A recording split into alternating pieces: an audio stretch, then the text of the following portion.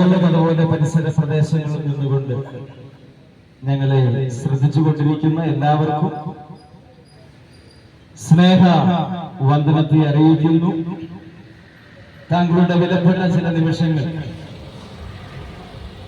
ഈ ശബ്ദപരിധിക്കുള്ളിൽ ഇരുന്നു കൊണ്ട് ഞങ്ങളെ ശ്രദ്ധിക്കുവാൻ നിങ്ങളെ ആദരപൂർവ്വം ക്ഷണിക്കുകയാണ്. പ്രിയമുള്ളവരെ, നാം ഈ ലോകത്തിലേക്ക് കണ്ണോടിക്കുമ്പോൾ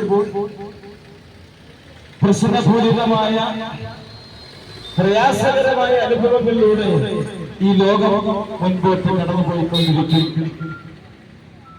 ഇവിടെ അരക്ഷിതാവസ്ഥകളും അതുപോലെ ദുഃഖപൂർണമായ നെടുവീർപ്പോടുകൂടി മനുഷ്യൻ ജീവിതം തള്ളി നീക്കിക്കൊണ്ടിരിക്കുന്ന ഈ സാഹചര്യത്തിൽ ലോകത്തെ എവിടെ നോക്കിയാലും അരക്ഷിതാവസ്ഥകളും അസമാധാനങ്ങളും എല്ലാം നടമാടിക്കൊണ്ടിരിക്കുന്ന ഈ കാലയളവിൽ എല്ലാ മനുഷ്യരും വളരെ ഭീതിജനകമായ അനുഭവത്തിലാണ് ജീവിതം തള്ളി നീങ്ങിക്കൊണ്ടിരിക്കുന്നത്. ഒരു വശത്ത് എല്ലാ നിലകളിലും അതിൽ സമ്പന്നത പ്രാപിച്ചിരിക്കുന്ന പരിഷ്കൃതർ എന്ന് സ്വയം വിശേഷിക്കപ്പെടുന്ന മനുഷ്യർ തങ്ങൾ സുഖ ലോലുകളായി തങ്ങളുടെ ജീവിതത്തിൽ അനവധി താൽക്കാലികമായ സന്തോഷങ്ങളും സമാധാനങ്ങളും എല്ലാം പ്രതീക്ഷിച്ചുകൊണ്ട് ജീവിതം മുൻപോട്ട് തള്ളി നയിച്ചുകൊണ്ടിരിക്കുമ്പോൾ തന്നെ പലരും വിദ്യാസമ്പന്നരെന്ന് പറയപ്പെടുന്നവർ പോലും പല കാര്യങ്ങളും തങ്ങൾക്ക് ബോധിച്ചതുപോലെ അവരുടേതായ കാര്യങ്ങൾക്കനുസരിച്ച് ജീവിതം നയിച്ചുകൊണ്ടിരിക്കുന്നു.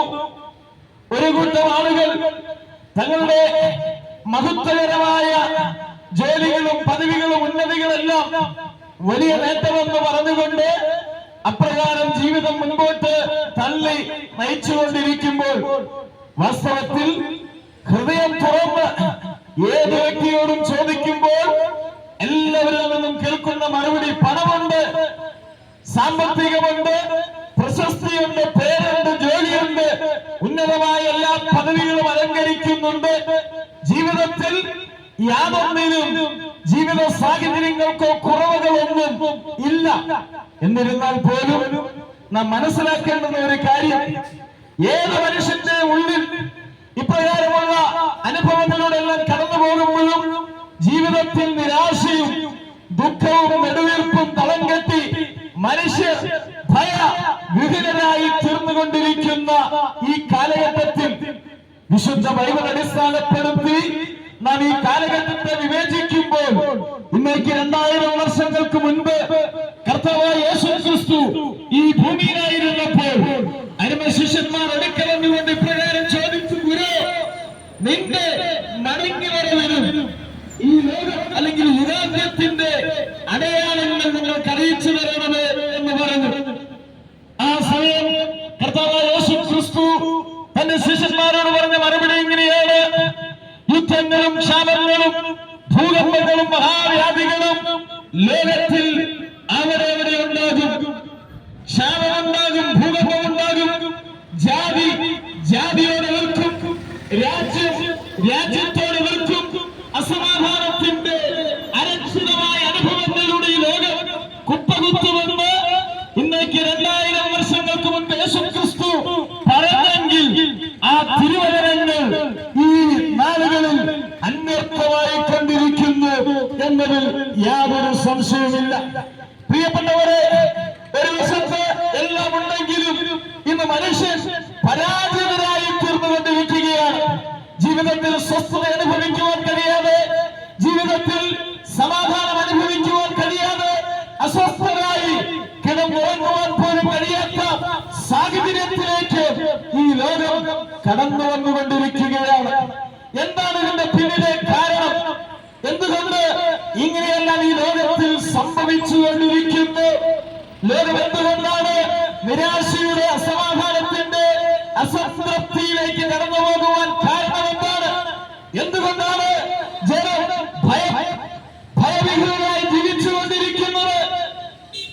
പ്രിയപ്പെട്ടവരെ, വിശുദ്ധ തിരുവചനം നാം പഠിക്കുമ്പോൾ ഇന്നേക്ക് 2000 വർഷങ്ങൾക്ക് മുൻപ് കർത്താവായ യേശു ക്രിസ്തു ബേത്ലഹേമിൽ ഈ മുഴുവൻ മാനവകുലത്തിന്റെ രക്ഷയ്ക്ക് വേണ്ടി അവിടെ പൂജാതനായപ്പോൾ നാം വിശുദ്ധ വചനത്തിൽ കാണുന്നത് എങ്ങനെയാണ്? ആദ്യമായി ദൈവത്തിന്റെ ദൂതന്മാർ മാലാഖമാർ ഇങ്ങനെ വിളിച്ചു പറഞ്ഞു, ലോകത്തോട് നോക്കി ഭയപ്പെടേണ്ട, ഇതാ സകല ജനത്തിനും ഉണ്ടാകുവാനിരിക്കുന്ന മഹാ സന്തോഷം ഞങ്ങൾ നിങ്ങളോട് സുവിശേഷിക്കുന്നു.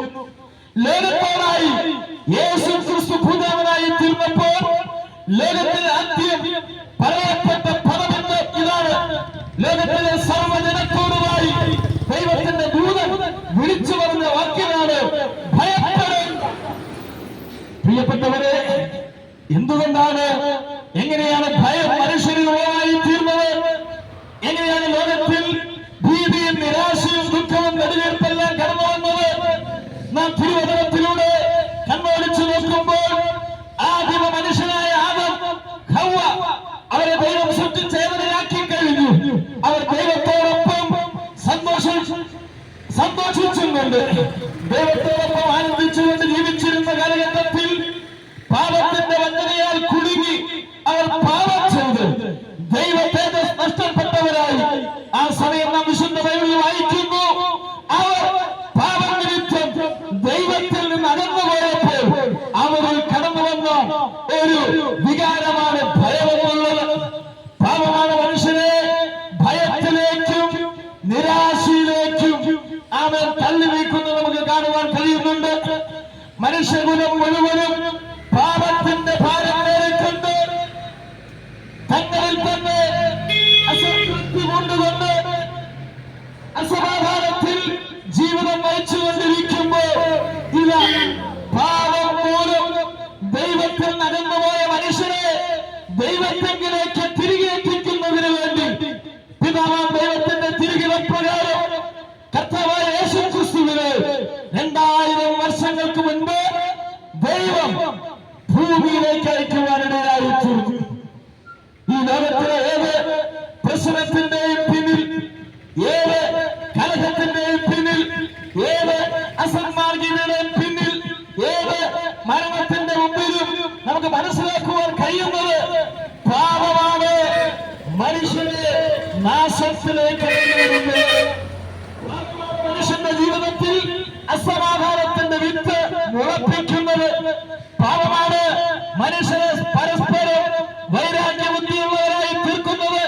പാപമാണ് മനുഷ്യനെ പകയിലേക്കും വിദ്വേഷത്തിലേക്കും നയിച്ച് കുലപാതകത്തിലേക്ക് വരെ എത്തിക്കുവാൻ മനുഷ്യനെ പ്രാപ്തരാക്കിക്കൊണ്ടിരിക്കുന്നത്.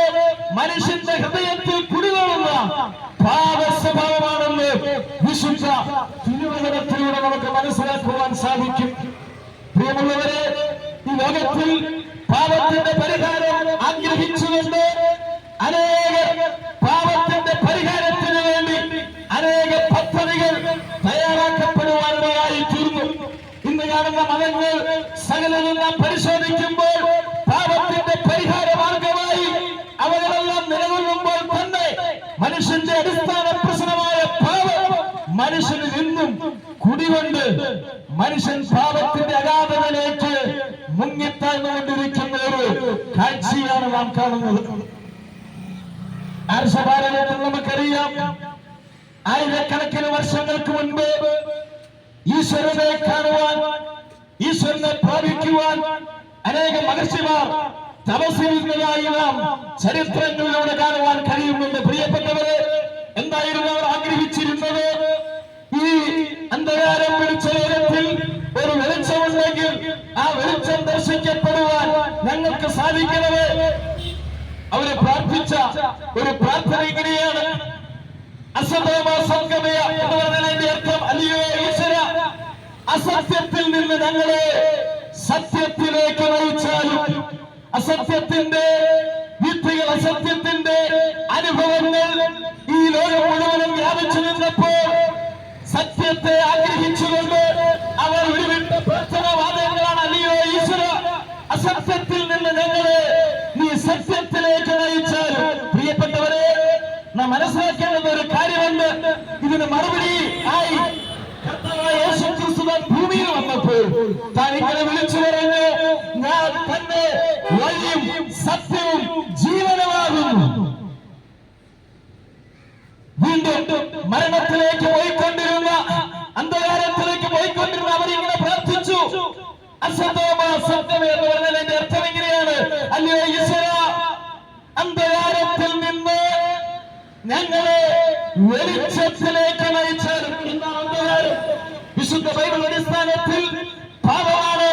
അന്ധകാരം എന്ന് പറയുന്നത് പിശാചും അവന്റെ പ്രവർത്തനങ്ങളും മനുഷ്യനെ പാപത്തിലേക്ക് വീഴ്ത്തി മനുഷ്യന്റെ ഹൃദയത്തിൽ പ്രകാശിക്കുവാൻ കഴിയാതെ, കാണേണ്ടുന്നവരെ കാണുവാൻ കഴിയാതെ, കാണേണ്ടുവണ്ണം മനുഷ്യരെ കാണുവാൻ കഴിയാതെ മനുഷ്യന്റെ ഹൃദയങ്ങളെ കുരുടാക്കി കണ്ണുകൾ അടയപ്പെട്ടിരുന്നപ്പോൾ അവരിങ്ങനെ പ്രാർത്ഥിച്ചു, ഈ അന്ധകാരമായ ലോകത്തിൽ നിന്ന് വെളിച്ചത്തിലേക്ക് ഞങ്ങളെ നയിച്ചാൽ.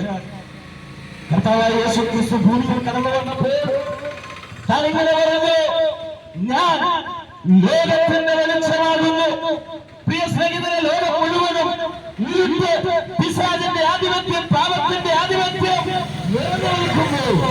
യേശു വിശുദ്ധ ബൈബിളിൽ വായിക്കുന്നു, പിശാചിന്റെ പ്രവർത്തികളെ അഴിക്കുവാൻ മനുഷ്യപുത്രൻ പ്രത്യക്ഷനായി യേശു കടന്നു വന്നു. യേശു പറഞ്ഞു, ഞാൻ ലോകത്തിന്റെ വെളിച്ചമാകുന്നു. എന്നിൽ വിശ്വസിക്കുന്നവർ വെളിച്ചത്തിൽ നടക്കുന്നവരായിരിക്കും. നിത്യതയെ കുറിച്ചുള്ള കാഴ്ചപ്പാടില്ലെങ്കിലും മരണത്തിനപ്പുറമായ ജീവിതത്തെ കുറിച്ച് അന്നവർക്ക് വലിയ ഗ്രാഹ്യമില്ലെങ്കിലും അവർ പ്രാർത്ഥിച്ചു, അല്ലയോ ഈശ്വര, മരണത്തിൽ നിന്ന്, ഈ മർത്യമായതിൽ നിന്ന് ഞങ്ങളെ ജീവനിലേക്ക് നയിച്ചാലും. ആ പദം എങ്ങനെയാണ്? മൃത്യോമ അമർന്നത് എന്ന് പറഞ്ഞാൽ, അല്ലയോ ഈശ്വര, മരണത്തിൽ നിന്ന് നീ ഞങ്ങളെ ജീവനിലേക്ക് നയിച്ചാലും. ലോകം മുഴുവനും മരണത്തിന്റെ പാശങ്ങൾ, പാപത്തിന്റെ പരിണതമായ മരണം ഇന്ന് ലോകത്തിൽ നടമാടിക്കൊണ്ടിരിക്കുമ്പോൾ വിശുദ്ധ ബൈബിളിൽ ഇങ്ങനെ വായിക്കുന്ന ഏക മനുഷ്യനാൽ പാപവും പാപത്താൽ മരണവും ലോകത്തിൽ വ്യാപരിക്കുവാനിടയായി തീർന്നു.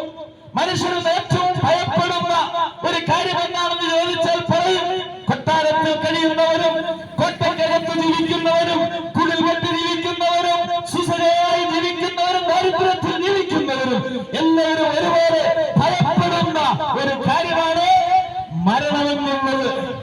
എന്നാൽ വിശുദ്ധ ബൈബിളിൽ പറയുന്നു, പാപനിമിത്തം മനുഷ്യൻ മരണത്തിലേക്ക് തള്ളി നീക്കപ്പെടുമ്പോൾ പാപത്തിന്റെ ശിക്ഷ മരണമെന്ന് വിശുദ്ധ ബൈബിൾ രേഖപ്പെടുത്തിയിരിക്കുമ്പോൾ പാപത്തിന്റെ ശിക്ഷയായ നിത്യമരണം അല്ലെങ്കിൽ നിത്യന്യായവിധിയിൽ നിന്ന്, നിത്യനരകത്തിൽ നിന്ന് വീണ്ടെടുക്കുവാൻ പാപികളെ സ്നേഹിച്ചുകൊണ്ട് ഒരു പാപവും ചെയ്യാത്തവനായി ഈ ഭൂമിയിൽ ജനിക്കപ്പെട്ട് 33 തിരുവയസ്സ് വരെയും ഭൂമിയിൽ ജീവിച്ച് ജനത്തിന് നന്മ ചെയ്ത് സൗഖ്യം കൊടുത്ത് എല്ലാവരും സ്നേഹിച്ച് ശത്രുക്കൾക്ക് വേണ്ടി പോലും പ്രാർത്ഥിച്ച് തന്നെ ക്രൂശിൽ തൂക്കുന്നവർക്ക് വേണ്ടി കരുണയോടെ അപേക്ഷിച്ച ആ യേശു എന്തിനു വേണ്ടിയാണ് വന്നത്? പാപമൊടുത്ത മനുഷ്യനിൽ കുടികൊള്ളിലുള്ള മരണഭയത്തെ എന്നേക്കുമായി നീക്കിക്കളഞ്ഞുകൊണ്ട് നിത്യജീവൻ നശിച്ചു പോകാത്ത നിത്യജീവൻ നൽകിത്തരുന്നതിന് വേണ്ടിയാണ് യേശു ഈ ഭൂമിയിലേക്ക് കടന്നു വരുവാനിടയായി തീർന്നു. പ്രിയപ്പെട്ടവരെ, പാപത്തിന്റെ ശമ്പളമായ മരണം അല്ലെങ്കിൽ നിത്യ നരകാഗ്നിയിൽ നിന്ന് വീണ്ടെടുക്കപ്പെടുവാൻ, ഇതാ മനുഷ്യന്റെ ജീവിതത്തിൽ ഉദ്ധാരണം നൽകി തരുവാൻ ദൈവം, സർവശക്തനായി ദൈവം നൽകി തന്നിരിക്കുന്ന ഏക മാർഗം അത് മറ്റൊന്നുമല്ല, ഞങ്ങൾ പ്രസംഗിക്കുന്ന കർത്താവായ യേശുവാണ്. വിശുദ്ധ ബൈബിളിൽ ആദ്യത്തെ പോപ്പെന്ന് വിശേഷിക്കപ്പെടുന്ന പത്രോസ് ഇപ്രകാരം വിളിച്ചു പറഞ്ഞ്, മറ്റൊരുത്തനും രക്ഷയില്ല, നാം രക്ഷിക്കപ്പെടുവാൻ ആകാശത്തിന്റെ കീഴിൽ ഭൂമിക്ക് മുകളിൽ നൽകപ്പെട്ട വേറെ ഒരു നാമവും. പ്രിയപ്പെട്ടവരെ, മനുഷ്യരാശിയുടെ രക്ഷയ്ക്ക് വേണ്ടി നിത്യനാശത്തിൽ നിന്ന് വീണ്ടെടുക്കപ്പെടുവാൻ, നിത്യ നരകത്തിൽ നിന്ന് മോചനം പ്രാപിക്കപ്പെടുവാൻ സഹായകമാകുന്ന ഏകനാമമാണ് ഞങ്ങൾ പ്രസംഗിക്കുന്ന കർത്താവായ യേശു ക്രിസ്തുവിന്റെ നാമം. പ്രിയപ്പെട്ടവരെ, ഈ യേശു ഇന്ന് തങ്ങളുടെ ഹൃദയത്തിൽ വസിക്കുവാൻ ആഗ്രഹിക്കുന്നു. തങ്ങൾക്കൊരു പുതിയ ജീവിതം നൽകി തരുവാൻ യേശു ആഗ്രഹിക്കുന്നു. വിശുദ്ധ ബൈബിൾ എങ്ങനെ പറയുന്നു? അധ്വാനിക്കുന്നവരും ഭാരം ചുമക്കുന്നവരുമായുള്ള ഏവരുമേ നിങ്ങൾ എന്റെ അടുക്കൽ വരുവിൻ, ഞാൻ നിങ്ങളെ ആശ്വസിപ്പിക്കാം. ലോകത്തിലേക്ക് നോക്കുമ്പോൾ അധ്വാന ഭാരത്താൽ ജീവിത നൈരാശ്യത്തിൽ കൂടി പാപഭാരം പേറിക്കൊണ്ട് അതിന്റെ മോചനത്തിന് വേണ്ടി താൽക്കാലികമായ പദ്ധതികൾ തയ്യാറാക്കുന്നു. ചിലർ മോക്ഷയാത്രകൾ നടത്തുന്നു, ചിലർ പരിപാടികൾ നടത്തുന്നു. കാലകാലങ്ങൾ നമുക്കറിയാം, നമ്മുടെ ഗവൺമെന്റ് പോലും ഓരോ വർഷത്തിലും ഓരോ രാഷ്ട്രീയക്കാർ ഓരോ യാത്രകൾ നടത്താറുണ്ട്. നിങ്ങൾ ശ്രദ്ധിച്ചിട്ടുണ്ടോ? ഇലക്ഷനൊക്കെ കടന്നു വരുമ്പോ കേരള വിമോചന യാത്ര, മറ്റൊരു പാർട്ടി വന്നിട്ട് പറയും കേരള രക്ഷായാത്ര. ഇങ്ങനെ പല പല യാത്രകൾ മനുഷ്യന്റെ വിമോചനത്തിന് വേണ്ടി നടത്തുന്നു. അതെല്ലാം തമ്മിത്തല്ലിലും അടിപിടിയിലും കൊലപാതകത്തിലും കലാശിക്കപ്പെടുമ്പോൾ യേശു വന്നത്, പ്രിയപ്പെട്ടവരെ, മനുഷ്യരെ രക്ഷിക്കുന്നതിന് വേണ്ടി സാക്ഷാൽ രക്ഷകനായിട്ടാണ് യേശു വന്നത്.